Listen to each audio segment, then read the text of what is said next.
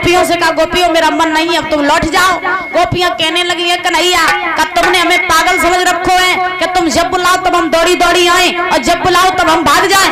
ऐसा नहीं है, हम यहाँ महाराज करने के लिए आए हैं तो महाराज करके ही वापस जाएंगे। गोपियां बोली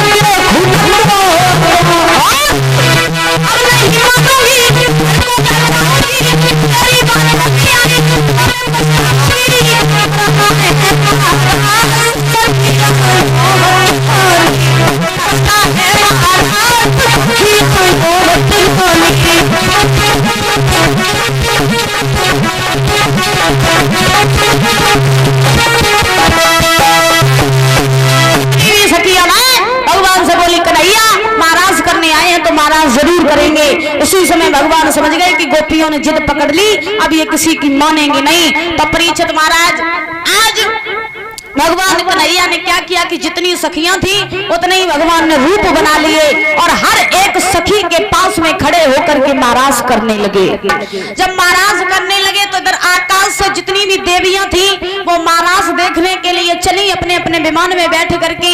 इधर कैलाश पर्वत में मैया पार्वती भोले बाबा के संग बैठी रहे तो पार्वती भी तैयार होकर के चली। तो भोले बाबा ने देखा कि पार्वती जा रही है, माफ करें थोड़ा जल्दी जल्दी कर रहे हैं क्योंकि समय थोड़ा कम है।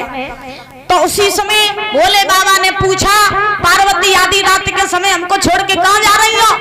पार्वती कहने लगी हम वृंदावन में जा रहे हैं महाराज देखने के लिए। कन्हैया गोपियों के साथ महाराज कर रहे।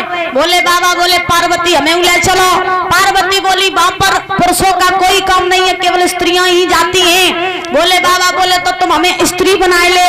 तो पार्वती बोली जब बताओ तुम 6 हाथ लंबे, भोले बाबा इतनी लंबी साड़ी कहां तक लेंगी?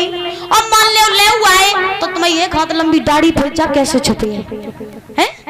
तुम पुरुष नहीं, तुम स्त्री नहीं बन सकते। भोले बाबा ने जिद पकड़ ली और कहने लगे पार्वती कुछ भी हो जाए लेकिन हम तुम्हारे साथ में चलेंगे जरूर। तो महाराज भोले बाबा आज जो थे वो नर से नार बन गए और महाराज देखने के लिए जाने लगे। जब महाराज देखने के लिए चलने लगे तो महाराज उसी समय बताया, पार्वती ने जवाब दिया भोले बाबा ऐसो करियो कि हम चले आगे आगे तुम पीछे आइयो और तुम ते कोई कछु काट रहे तुम बोलियो ना, अगर तुम धोखे हो तो बोलिए तो पोल पट्टी सब खुल जाइए। हाँ चुप्पा बने रहियो। भोले बाबा बोले ठीक है।